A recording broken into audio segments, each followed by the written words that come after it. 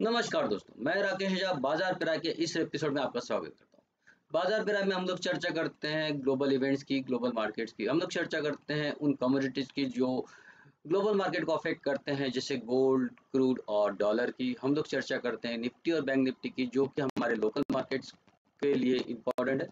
और हम लोग चर्चा करते हैं उन कुछ स्टॉक्स की जहां आप अगले कुछ हफ्तों में, महीनों में इन्वेस्ट करके अच्छा पैसा कमा सकते हैं। तो शुरुआत करते हैं इस डिस्क्लेमर के साथ में कि मैं सेबी रजिस्टर्ड एनालिस्ट नहीं हूँ, और यहाँ जो भी इंफॉर्मेशन मैं लेके आता हूँ एक एजुकेशनल पर्पज से, एक एनालिसिस होता है उन बातों का जो मार्केट में है। तो और उस इंफॉर्मेशन का आगे मार्केट पे क्या असर होगा, और इन सब का हम अपने बाजार में क्या असर होते देख सकते हैं।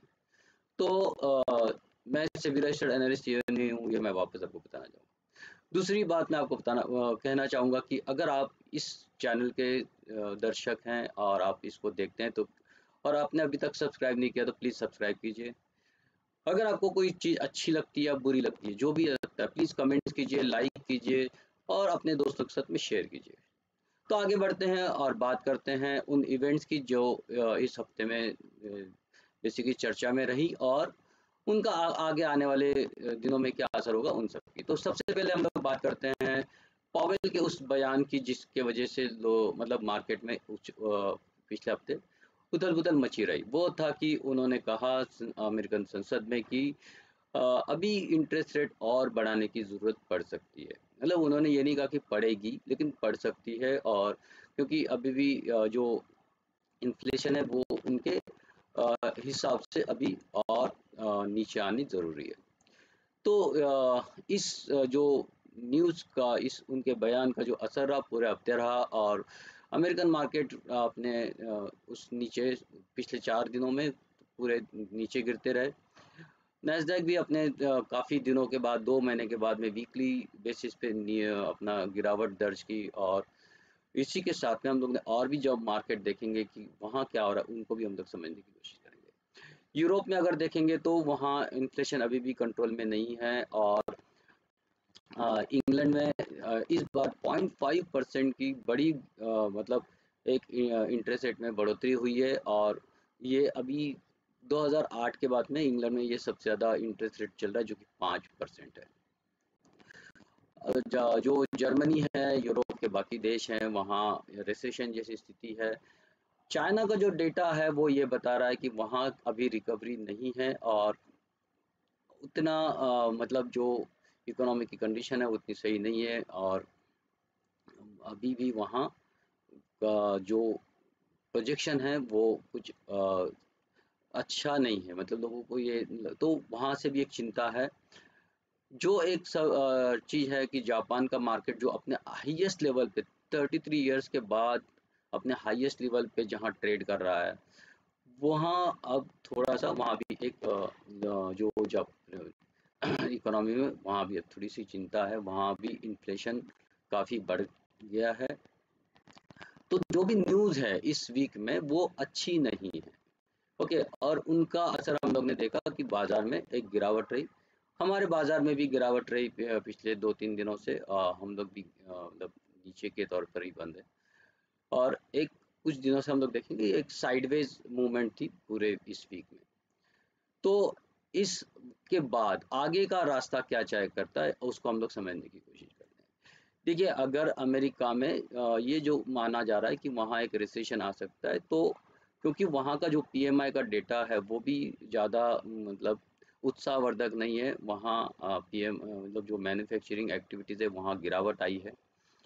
अगर अमेरिकन मार्केट्स और यूरोपियन मार्केट्स में रिसेशन जैसी स्थिति होगी, तो डेफिनेटली भारतीय बाजार में एक बड़ा प्रॉब्लम ये होगा कि वहाँ एक्सपोर्ट में आपका गिरावट दर्ज होगी। तो एक्सपोर्ट रिलेटेड जो कंपनियां हैं, खास करके आईटी कंपनीज पे भी इसका असर पड़ सकता है, और बाकी जो एक्सपोर्ट ओरिएंटेड कंपनीज हैं उन पे असर पड़ सकता है। तो वहाँ एक चीज़ देखना होगा। लेकिन अमेरिका में एक और दूसरी चीज़ अच्छी हुई है, वो है कि जहाँ वहाँ उनका जो हाउसिंग डेटा है, मतलब रियल इस्टेट का जो डेटा है वो थोड़ा सा अच्छा है। वहाँ काफ़ी अभी भी एक्टिविटीज़ अच्छी हैं, वहाँ की मतलब एक्टिविटीज़ में बढ़ोतरी है, सेल्स भी अच्छा हो रहा है। तो ये एक अच्छी चीज़ है।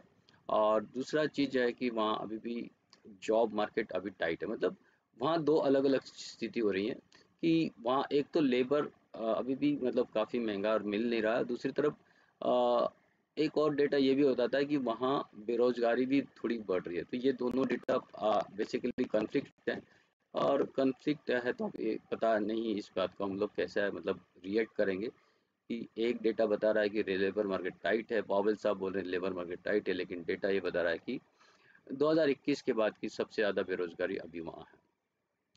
तो इन सब का भारतीय बाजार पे क्या असर पड़ेगा? तो देखिए दो चीज़ें कि एक्सपोर्ट, अगर वहाँ रिसेशन आता है तो हमारा एक्सपोर्ट डावाडोल होगा, लेकिन दूसरी तरफ ये भी है कि हमारी फिलहाल जो हमारी स्थिति है डोमेस्टिक मार्केट में काफ़ी अच्छी है, यहाँ डिमांड भी अच्छी आ रही है, और यहाँ जॉब मार्केट में भी हम लोग ने देखा कि पिछले साल में करीब करीब 40 लाख नए जॉब क्रिएट हुए हैं एज पर जो ईएफओ का डेटा है, मतलब जो प्रोविडेंट फंड वाला जो होता है, तो वहाँ नए 40 लाख अकाउंट्स प्रोविडेंट फंड के लिए क्रिएट हुए हैं। तो ये बताता है कि इतने जॉब नए क्रिएट हुए, तो जॉब का डेटा भी अच्छा आ रहा है, मैन्युफैक्चरिंग का डेटा भी अच्छा आ रहा है। तो स्थिति डोमेस्टिक मार्केट में काफ़ी ठीक है, लेकिन कोई अगर रिसेशन आता है तो कुछ ना कुछ भारतीय बाजार पे भी उसका असर पड़ेगा। तो फिलहाल हम हमारे लिए स्थिति वेट एंड वॉच वाली रहेगी, और कुछ और 1-2 हफ्ते शायद हम लोग इस पेशोपेश में रहेंगे कि कहाँ चलना है, और फिर मार्केट अपनी एक दिशा तय करेगा। तो अभी मार्केट में क्या दिख रहा है और चार्ट हमको क्या दिखा रहा है? तो दोस्तों देखते हैं कि चार्ट पे क्या नज़र आ रहा है। और चार्ट पे अगर हम लोग शुरुआत करते हैं डाउ जोन्स से और लेते हैं ग्लोबल क्यूज क्या हो रहा है पिछले हफ्ते ग्लोबल मार्केट में। तो ये हम लोग देखते हैं कि पिछले 2 हफ्ते में एक्चुअली डाउ में एक अच्छी तेज़ी आई थी। 3 हफ्ते से अगर हम लोग देखेंगे एक अच्छी तेज़ी आई थी, लेकिन पिछले हफ्ते ये वापस तेज़ी पूरी तरह से ख़त्म हुई और एक वापस से मतलब जो साइडवेज मार्केट है उसके अंदर वहाँ हम लोग प्राइस को आते हुए देख रहे हैं। यहाँ एक ब्रेकआउट की एक कोशिश हुई, लेकिन वो ब्रेकआउट फेल हो गया और अब ये जो ट्रेंड लाइन है, ट्रेंड लाइन पे आके यहाँ एक रुका हुआ है। अब ये देखेंगे कि अगले हफ्ते में ये ट्रेंड लाइन को ब्रेक करके वापस नीचे आता है और फिर डाउन ट्रेंड में चला जाता है, या फिर यहाँ से वापस से सपोर्ट लेके ऊपर जाता है। तो अगला जो वीक रहेगा काफ़ी इम्पोर्टेंट रहेगा। बात नैस्डैक की भी करते हैं, तो नैस्डैक में भी पिछले हफ्ते एक छोटी सी कंपेयर टू डाउ जोन्स यहाँ एक छोटी एक गिरावट आई। और इसी का अगर हम लोग देखेंगे तो यूके मार्केट में एक साइडवेज मूवमेंट रहा, लेकिन ये अप ट्रेंड में रहा वीकली बेसिस पे।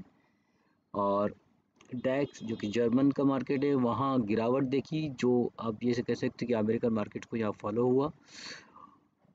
फिर देखेंगे चाइना का मार्केट जो है, चाइना में भी एक अच्छी गिरावट देखी गई। हांगकांग के मार्केट में भी गिरावट देखी गई। तो कुल मिला के देखेंगे तो ग्लोबल मार्केट्स में जो है एक गिरावट का दौर रहा, जहां और जो निकाई है जो जापान का मार्केट है वहाँ भी गिरावट देखी। तो कुल मिला के जो मार्केट का पिछले हफ्ते का ट्रेंड था वो निगेटिव था। और ये निगेटिव इसलिए भी था क्योंकि ऑलमोस्ट सारे मार्केट जो थे मेजर अपने रेजिस्टेंस के पास थे और वहाँ से एक इस टाइप की मूव एक एक्सपेक्टेड थी। तो हम ये कह सकते हैं कि ठीक है, अभी एक रेजिस्टेंस के पास में आने की वजह से डाउन ट्रेंड थोड़ा हो सकता है ये एक छोटी रिकवरी रिट्रेसमेंट हो। तो अगला वीक जो है वो काफ़ी इंपॉर्टेंट रहेगा ये देखने के लिए ये गिरावट कहाँ जाके रुकती है। अब बात करते हैं यूएसडी आईएनआर की कि यहाँ क्या होने वाला है। तो इसको अगला हम लोग वीकली आवरली चार्ट पे देखते हैं और इस हफ्ते करना क्या है वो भी हम लोग यहाँ समझने की कोशिश करते हैं। तो एक बात मैं आपको पहले एक डेली चार्ट पे दिखा दूं और फिर उसको हम लोग वीकली चार्ट पे वापस से देखते हैं। तो डेली चार्ट पे यूएसडी आईएनआर की अगर हम लोग बात करेंगे तो हमको यहाँ एक असेंडिंग ट्रायंगल बनते नजर आ रहा है ना।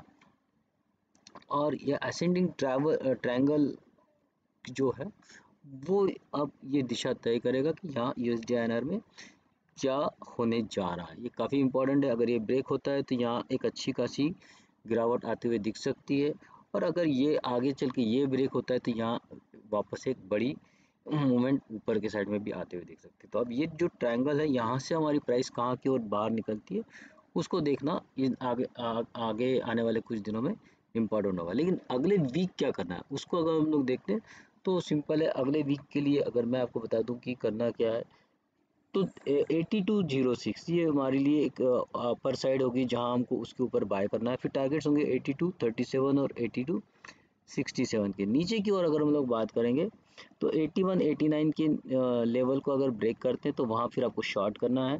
फिर 8157 और 8131 के टारगेट आपको यहाँ दिख सकते हैं। गोल्ड में यहाँ हम लोग ने देखा काफ़ी ज़ोरदार गिरावट आई पिछले वीक में, लेकिन बाद में कुछ ये संभलते हुए भी नज़र आया। संभला फिर वापस फिर गिरा। अब इस हफ्ते क्या करना चाहिए, तो इस हफ्ते थोड़ा सा पॉज लेंगे थोड़ा सा और शांति से काम करेंगे। इसमें आपको 58,658 के ऊपर अगर ये वापस ट्रेड करना शुरू करता है तो फिर बाय करेंगे और ऊपर के टारगेट होंगे 59,549 के। और अगर 58,085 ये नीचे की ओर ब्रेक हो जाता है तो फिर आप वापस शॉर्ट करेंगे और टारगेट्स होंगे आपके 57,084 के। शॉर्ट करते हैं तो अगर आप यहाँ शॉर्ट करते हैं तो 58,658 को स्टॉप लॉस बनाइए।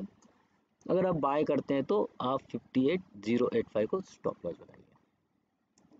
क्रूड की बात करते हैं, और क्रूड में इस हफ्ते आपको सिंपल है, ज़्यादा मोस्टली जो एक गिरावट है वो यहाँ थमते हुए नज़र आनी चाहिए और यहाँ से वापस एक ऊपर का दौर चलेगा।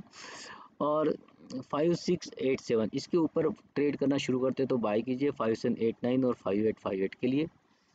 और नीचे की ओर अगर हम लोग ट्रेड करना शुरू करते हैं तो 5649 के नीचे हमको सेल करना है और फिर आपके टारगेट्स होंगे 5542 के। ये बेसिकली जो लेवल है ये टूटना थोड़ा फिलहाल इस हफ्ते में मुश्किल लग रहा है, तो देखते हैं क्या होता है। अब बात कर लेते हैं निफ्टी की, तो इस हफ्ते में निफ्टी में क्या करना है। तो निफ्टी की अगर हम लोग बात करते हैं तो देखिए निफ्टी को यहाँ जैसे कि बाकी मार्केट्स में था, हमने एक देखा कि यहाँ भी एक गिरावट आई और इस गिरावट में इस हफ्ते पूरी एक गिरावट रही। अब हम लोग एक गिरावट के बाद में 18747 ये जो लेवल होगी इसको अभी हम लोग बाउंड्री मानेंगे। जब तक इसके ऊपर नहीं निकलते तब तक हम लोग बुलिश नहीं है, इसके ऊपर निकलेंगे तो फिर बुलिश है। और ऊपर के टारगेट्स होंगे 18827, 18881, 18937 और फिर 19,059 ये ऊपर की ओर के टारगेट आपके हो सकते हैं।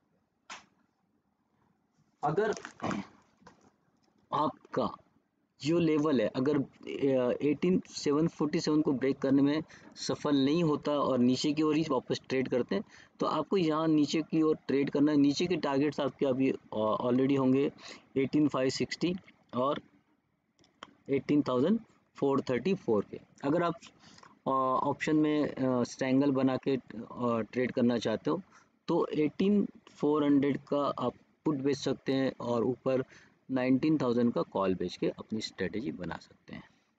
बैंक निफ्टी के लिए आपको क्या करना है, बैंक निफ्टी में जो आपका बाउंड्री होगी इस बार वो करीब करीब वही है जहां हमारा अभी ट्रेड ख़त्म हुआ है।